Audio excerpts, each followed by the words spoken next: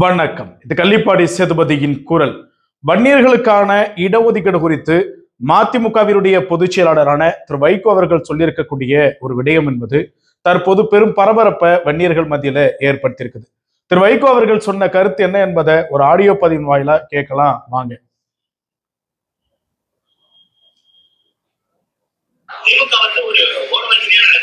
கிடையவே கிடையாது. திமுக நியாயமாகவும் எல்லோருக்கும் பொதுவாகவும் நடுநிலையோடும் இந்த அரசு ஸ்டாலின் அரசு செயல்பட்டுக் கொண்டிருக்கிறது. இந்த ஆடியோ பதிவை எல்லாருமே கேட்டிருப்பீங்கன்னு நினைக்கிறேன். என்ன அப்படின்னாக்க, அண்மை சில தினங்களுக்கு முன்பாக, அதாவது ஒரு 2 நாளைக்கு முன்னாடி திரு வைகோ அவர்கள் ஒரு பத்திரிகையாளர் சந்திப்புல கலந்துக்கிறாரு. அப்ப அங்கிருந்த ஒரு பத்திரிகையாளர் திரு வைகோ அவர்கள்ட்ட என்ன கேட்கிறாருன்னா, பாட்டாளி மக்கள் கட்சி வன்னியர்களுக்கான இடஒதுக்கீடு குறித்து பெரும் போராட்டம் நடத்துவோம்னு சொல்லியிருக்கிறாங்களே, இது குறித்து நீங்க எப்படி பாக்குறீங்க, இந்த விடயத்தை எப்படி பாக்குறீங்கன்னு சொல்லிட்டு கேட்கிறாங்க. அது அவங்களுடைய கோரிக்கை, அது அவங்களுடைய விஷயம், அதை பத்தி நான் என்ன நினைக்க போறேன், வேற ஏதாவது கேள்வி இருந்தா கேளுங்க அப்படின்னு சொல்லிட்டு அந்த கேள்விக்கான பதில கடக்க முயற்சி செய்யறாரு. இருப்பினும் அந்த பத்திரிகையாளர் மீண்டும் என்ன கேட்கிறாரு அப்படின்னாக்க, இல்ல திமுகவினுடைய அரசு ஓரவஞ்சனை செய்து வன்னியர்களுக்கு மட்டும் இடஒதுக்கீடு கொடுக்க மாட்டேன்னு சொல்றாங்களே, இது எப்படி பாக்குறீங்கன்னு சொல்லிட்டு கேட்கல. கிடையவே கிடையாது.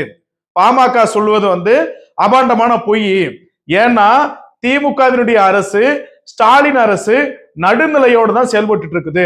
இந்த சாதி அந்த சாதி, அந்த சாதி இந்த சாதி என்றெல்லாம் ஒரு பிரிவினை இல்லாம செயல்பட்டு இருக்குதுன்னு சொல்லிட்டு திரு வைகோ அவர்கள் சொல்லியிருக்கிறார். அதாவது இது போன்றவர்களுக்கு, அதாவது அருந்ததியர்களுக்கு உள்ளிட ஒதுக்கீடு கொடுத்தா மனமெல்லாம் சந்தோஷமா இருக்குது, இஸ்லாமியர்களுக்கு உள்ளிட ஒதுக்கீடு குறித்தா மனமெல்லாம் சந்தோஷமா இருக்குது. ஆனா வன்னியர்களுக்கான உள்ளிட ஒதுக்கீடு கேட்கக்குள்ள மட்டும்தான் இவர்களை போன்ற திமுகவினுடைய ஆதரவாளர்களுக்கு எல்லா இடத்துலயும் பத்திக்கிட்டு எரிதுன்னு நினைக்கிறேன். என்ன காரணம்னா, இடஒதுக்கீடு என்பதை பத்தி ஒரு பேசுறதுக்கு துணியும் தகுதியற்றவர் திரு வைகோ அவர்கள், தகுதியற்றவர். ஏன்னா திமுக கூட தன்னுடைய கட்சி அனுஷ்டார். இப்ப இவங்க கட்சி அந்த கட்சி எல்லாம் வேற கிடையாது, ரெண்டும் ஒண்ணுதான். அப்படி இருக்கக்குள்ள திமுகவுல ஒரு சீட்டு தராங்கன்னா அந்த ஒரு சீட்டை வைகோ அவர்களுடைய புதல்வனுக்கு ஏன் கேட்கணும்? வேற யாருக்காவது கொடுக்கலாம்ல. ஏன் உங்க கட்சியில உங்களுடைய வயசுக்கு ஈடு இனவற்றவங்க எதுவும் கிடையாதா? இத்தனை பல்வேறு ஆண்டு காலமா உங்களுடைய கட்சியில பலர் இருந்திருப்பாங்கல்ல, அவங்களுக்கு கொடுக்காம உங்க பையனுக்கு கொடுக்குறீங்கல்ல. இததான் திமுக பண்ணுது. தமிழகத்தினுடைய பெரும்பான்மை சமுதாயம், தமிழகத்தினுடைய மக்கள் தொகையில பெருமளவில் இருக்கக்கூடிய சமுதாயம், திமுகவினுடைய வாக்கு வங்கியா இருக்கக்கூடிய சமுதாயம், தமிழகத்துல யார் ஆட்சி அமைக்க வேண்டும் என்பதை உறுதி செய்யக்கூடிய சமுதாயம், இந்த சமுதாயத்திற்கு இடஒதுக்கீடு கொடுக்காம உங்களுக்கு ஆதரவா இருக்கக்கூடிய சமூகங்கள், மேலும் உங்களுக்கு ஜாலர் அடிக்கக்கூடிய சில அமைச்சர்கள் சார்ந்து இருக்கக்கூடிய சமூகங்களுக்கு எல்லாம் இடஒதுக்கீடு கொடுக்குறீங்கல்ல. இதெல்லாம் நாங்க ஒருதலைபட்சம், ஓரவஞ்சனம் சொல்றோம். இத திரு வைகோ அவர்கள் ஏற்க மாட்டார். ஏன்னா அவங்களுக்கு இடஒதுக்கீடு தேவை கிடையாது, அவங்களுக்கு இடஒதுக்கீடு பத்தி அடிப்படை புரிதல் கிடையாது, அவங்களுக்கு இடஒதுக்கீடு பத்தி ஒண்ணுமே தெரிய போறது கிடையாது. இதனாலதான் இவங்க இடஒதுக்கீடை எதிர்க்கிறாங்க. மேலும் திரு வைகோ அவர்கள் சொல்றாரு இல்லையா, திரு ஸ்டாலின் அவர்கள் எல்லா சமுதாயத்திற்கும் நடுநிலையானவர், எல்லா சமுதாயத்திற்கும் ஈடு இணையற்று எல்லாவற்றையும் சமமாக செய்வது. இது அப்பட்டமான பொய். பாமக சொல்வது பொய் என்று சொல்லக்கூடிய திரு வைகோ அவர்கள் சொல்லக்கூடியதுதான் அப்பட்டமான பொய். எந்த இடத்துல இடஒதுக்கீடு சரிக்கு சமமா திரு ஸ்டாலின் அவர்கள் அமைச்சிருக்கிறார் சொல்லுங்க பார்ப்போம். இதற்கு ஒரு முன் உதாரணம், இதற்கு முன்னாடி நம்ம ஒரு காணொலி பதிவு பண்ணிருக்கிறோம். என்னன்னா, தமிழகத்தினுடைய பெரும்பான்மை சமுதாயம் அப்படின்னா 2 சமுதாயம் மட்டும்தான். ஒண்ணு பட்டியல் சமுதாயம், இன்னொன்னு வன்னியர் சமுதாயம்.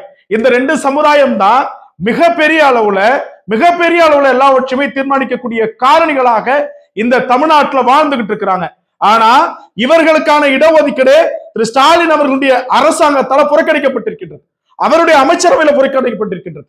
ஒரு உதாரணத்துக்கு சொல்லணும் அப்படின்னாக்க, வன்னியர்கள் 23 சட்டமன்ற உறுப்பினர்கள் திமுகவில் இருக்கிறாங்க. ஆனா 23 சட்டமன்ற உறுப்பினர்களுக்கு கொடுக்கப்பட்டிருக்கக்கூடிய அமைச்சர் எத்தனை? 3 அமைச்சர். அதுபோல பட்டியல் சமுதாயத்தை சார்ந்தவர்கள் 20க்கும் மேற்பட்டோர் இருக்கிறாங்க சட்டமன்ற உறுப்பினர்களா.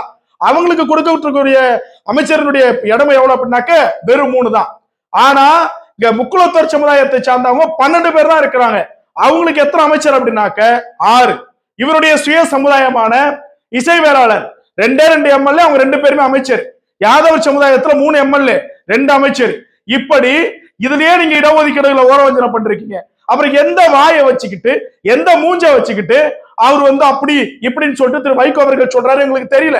அவர்கள் சமுதாயத்தை சார்ந்தவர்கள் மிக குறைவு தமிழ்நாட்டுல. ஆனா அவர்களுக்கு உரிய இடஒதுக்கீடு கிடைக்குது. நாங்க இடஒதுக்கீடு என்ன பிச்சை கேட்டுட்டு இருக்கிறோமா போற வரவெல்லாம் பேசிட்டு போறதுக்கு? பிச்சையா கேட்டுட்டு இருக்கோம். இந்த மண்ணின் பூர்வகுடி மக்கள், இந்த மண்ணின் பெரும்பான்மை மக்கள் தொகை கொண்ட மக்கள் எல்லாமே நாங்க தான் செய்யறோம்.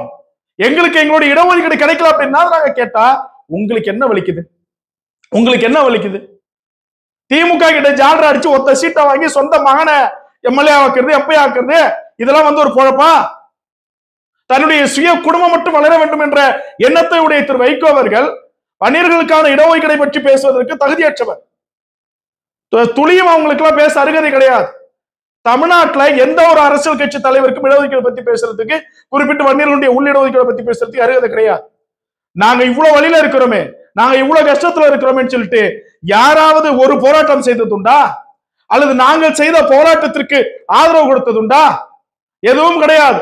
வன்னியர்கள் ஒரு போராட்டத்தை ஐயா அறிவிக்கிறார் அப்படின்னாக்க வன்னியர்களுக்காக ஐயோ அவங்க இப்படி பண்ண போறாங்க, இப்படி பண்ண போறாங்கன்னு சொல்லிட்டு ஷேமிங் மட்டும் பண்ணுவீங்க. ஆனா எங்களுடைய வழி என்ன, எங்களுடைய ஆதங்கம் என்ன, அதெல்லாம் யாருமே புரிஞ்சுக்க மாட்டீங்க. ஐயா சொல்லிட்டாராம், தையான்னு ஆடுறானுங்க. ஐயா எப்படி முதல்வரை பேசினாரு? ஆதங்கத்துல பேசினாரு, ஆதங்கத்துல வலி வேதனையில பேசினாரு. மிக குறைவான சமுதாயம் கொண்டு இருக்கக்கூடிய நீங்க இந்த மண்ணை ஆள்றீங்க, பூர்வகுடி மக்கள் இந்த மண்ணை ஆள முடியல என்ற வேதனை, ஆதங்கம், அது ஒரு கோபம், அதை புரிஞ்சுக்க மாட்டாங்களாம். ஏன் பேசணும், எதுக்கு பேசணும் அப்படிலாம் கேட்கக்கூடிய நீங்க ஏன் இடஒதுக்கீடு கொடுக்கல? அந்த சமுதாயம் நம்மளுடைய சமுதாயமாச்சே, சக தோழமை குடிகளாச்சே, அவங்களுக்கான இடஒதுக்கீடு நாம தானே பேசணும், நாம தானே அவர்களுக்கு கொடுக்கணும்னு சொல்லிட்டு யாராவது முன் வந்து பேசுறீங்களா? வைகோலாம் எதை வச்சு பேசுறாருன்னே தெரிய மாட்டேங்குது. எல்லாம் போற வரவங்க எல்லாமே கமெண்ட் பண்ணிட்டு போறீங்க. இடஒதுக்கீடுனா என்னன்னு கூட அனுப்பல தெரியாம. சாதிவாரி கணக்கெடுப்பு நடத்த சொன்னா அந்த உங்க சமுதாயத்துக்கு அதான் கிடைக்குமாங்க? சொல்லுங்க பார்ப்போம். மிக குறைவான சமுதாயமா இருக்கக்கூடியவங்க எல்லாம் மிக பெரும்பான்மை இடஒதுக்கீடு அனுபவிச்சுட்டு இருக்கிறீங்க. அந்த சந்தோஷம், அந்த துள்ளல், அந்த ஆனந்தம் உங்களை இப்படி மெதப்புல பேச வைக்குது. நாங்க அப்படி கிடையாது. நாங்க வலியோட வேதனையோட வாழ்க்கையில தினம் தினம் மிகப்பெரிய போராட்டத்தோடு வாழ்ந்துட்டு இருக்கிறோம். மிகப்பெரிய போராட்டத்தோடு வாழ்ந்துட்டு இருக்கிறோம். இன்னும் ஏழ்மை நிலையில இருக்கிறோம். நாங்க என் சமுதாயத்தை சார்ந்தவங்க எல்லாம் மிட்டா மிராசுகளா இல்ல. என் சமுதாயத்தை சார்ந்திருக்கக்கூடிய இளைஞர்கள் எல்லாமே பெரிய அளவுல படிச்சுட்டு எல்லாருமே வேலை வாய்ப்புல இல்ல. அன்னைக்கு ஒரு பையன் போடுறான், ஆனா நான் நல்ல மார்க் எடுத்தேன், ஒரு கட் ஆஃப்ல ஜஸ்ட் 2% போயிடுச்சுண்ணே, என்னால போயிட்டு காலேஜ்ல சேர முடியலன்னாங்கிறான். இதெல்லாம் எதுக்கு? அப்ப அவன் என்ன பண்ணணும்? திருப்பி அதை ரீகோர்ஸ் பண்ணணும், திருப்பி அவன் அடுத்து காத்திருக்கணும்.